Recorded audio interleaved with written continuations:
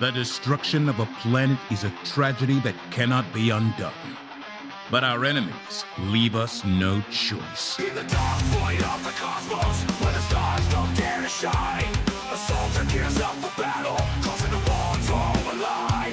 Helldiver's mission is freedom, to spread democracy's flame. With liberty in his bloodline, he's got just one aim. Helldivers, dive deep into the fray. Through fire and fury, you fight every day. For land is democracy, for freedom's pure call. You stand against the darkness, never let liberty fall.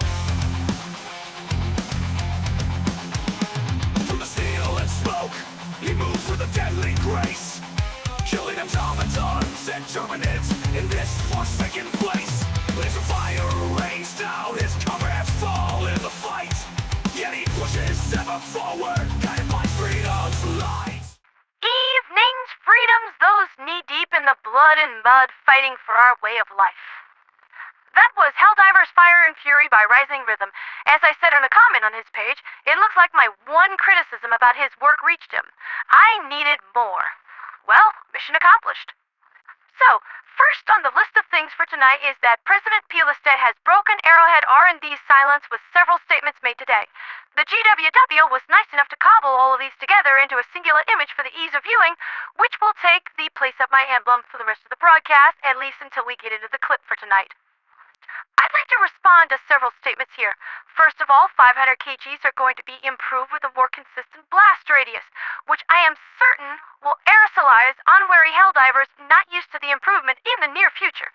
Next is that rocket devastators will have a smaller hitbox for their rockets and will run out of ammunition same as we do. Realism applies to everyone.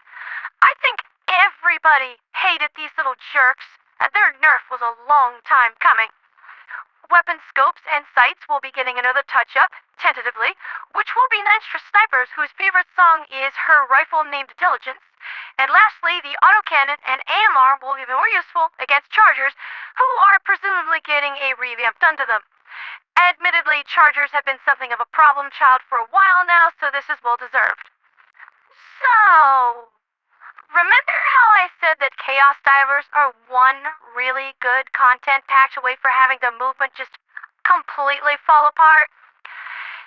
Yeah, my offer of amnesty is still open, boys. Just admit that you love your angel of the airwaves. Apologize for those mean things you said about me. Pledge yourself unconditionally to Super Earth and democracy, and all will be forgiven. You just gotta charge these batteries with some flatteries first. You can't get something for nothing, don't you know? While those guys mull that offer over, let's get into movements on the galactic sphere, namely, the lack thereof. The Western Front is still trying to clean out the nightmarish wasp nest of robotic resistance that is Vernen Wells, and the defensive Fenrir III is impossibly close, but it looks like Super Earth isn't going to net the way on this one, despite the bug diver's best efforts. Alright then, no worries. Just shift into a regroup and orbital counterattack stance. Buggy might think he won the fight, but the forecast for tomorrow is 380 artillery crashing through his house and detonating his family. Mastia is just getting absolutely wrecked. But as I said this morning, once Vernen Wells is secure, the cut-off planets in the Marsphere sector are going to be easy to deal with. Now, before I close the show out, I want to show up something amusing I found on Reddit this morning. This is a submission from Fishin211, who made a post entitled, "After 400 plus hours, I could say with confidence that this is my most embarrassing death."